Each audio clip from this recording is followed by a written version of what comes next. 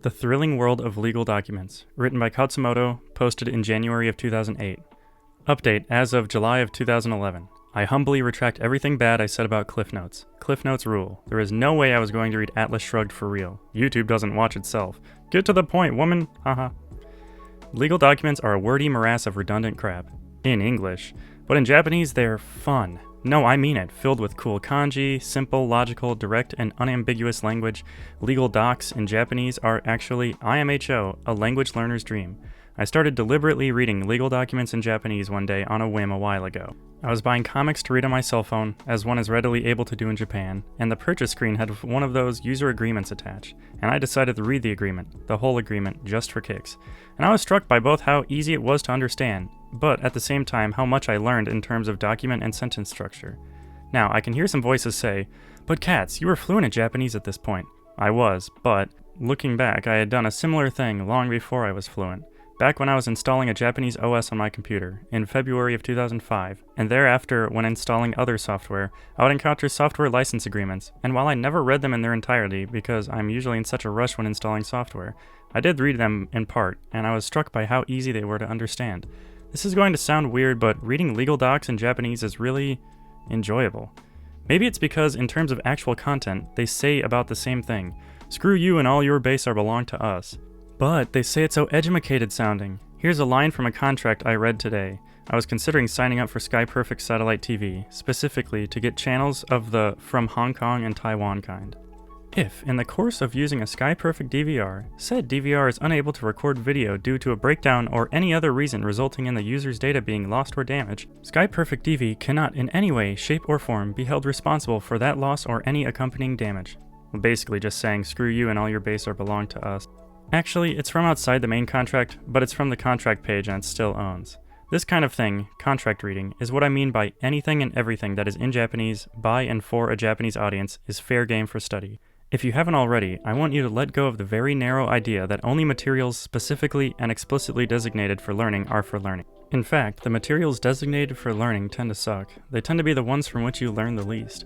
Other than there being fun, there is a more practical reason for reading legal documents. Whether or not you are a lawyer, it should come as no surprise to you that Japan is a society that is basically governed by laws and written contracts. These written contracts are built on logical arguments and language that people use to secure their positions. If you do anything remotely grown up in connection with Japan, live here, do business here or with people here, whatever, then there may well come a time where you will have to have a more or less reasonable discussion with someone who disagrees with you, but whom you will need to win over. I may be wrong, but I feel that Japanese legalese is not as removed from normal communication and ridiculous sounding as English legalese.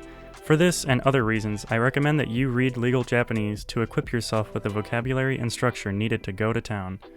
In my personal experience, people in Japan, like people all over the world, do things based on bad logic, but when shown that bad logic, they are willing to correct and compromise in a way that I do not often see in the rest of the world. As long as you couch your arguments in logic, not in best practice in the other parts of the world, or this is how we do it in my country, you can win a lot of bloodless battles in Japan. This is from a guy who's had to get the erroneously overcharged import duty removed from items shipped from abroad.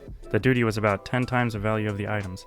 Get the water turned back on at his friend's house hours before New Year's break, and get a doctor to give Momoko enough prescription medication so that we needn't go to the hospital and wait in line for 3 hours every other freaking day. Okay, every 2.5 months, but that can feel like every other day.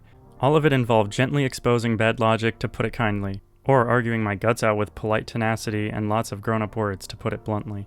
Let me be frank. Japan is not a multi-ethnic country in the modern sense on a large scale. Of course, the people of Japan originally came from all over Asia, but everyone combined to form a new people, the Japanese people, and therefore Japan can be said to have only one ethnicity. Yet, and that's fine.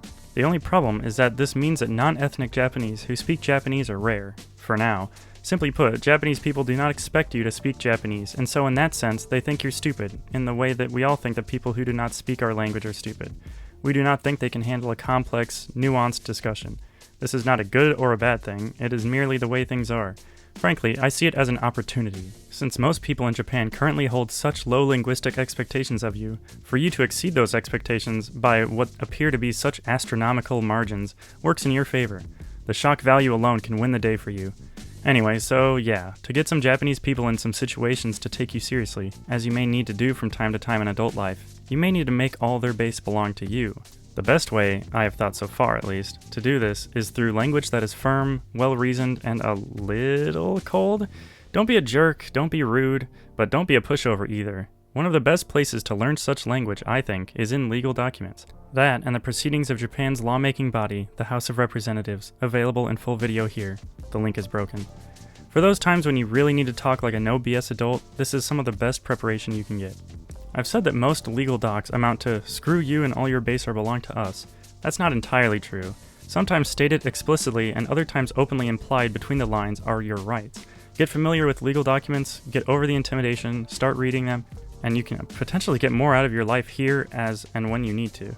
I have no formal legal training, nor am I particularly interested in the law for its own sake, but that doesn't matter. Contracts are part of our lives. At the end of the day, what is literacy even for if it is not at least for reading, understanding, analyzing, and evaluating the documents that run our very lives? If you don't read the things that matter, then it's the same as you not being able to read at all. You're as defenseless as those Americans who got outright lied to and swindled by European invaders into signing away all your base are belong to us documents. See 1492 to 1970 for details. And, if all the people in the US who bought houses on subprime loans had actually read and thought about their contracts before signing them, they might have known that they were getting screwed and in danger of having their base belong to someone else, but they didn't read them. We are in a society, a generation of people raised on the cliff notes of life.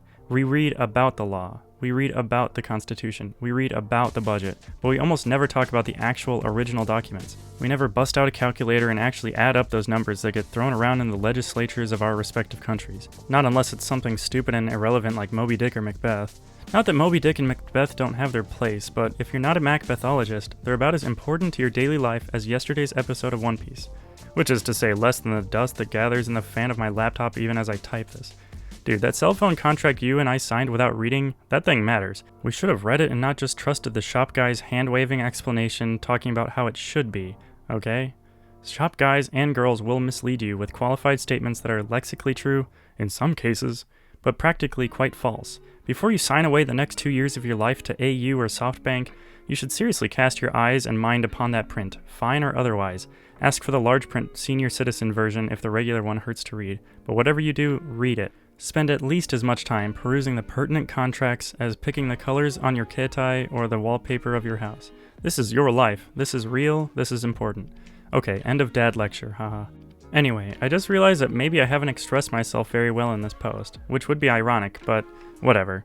Here are some links to more legal docs, primarily software user agreements, and to all the Sky Perfect agreements bundled up in one file. Link is dead.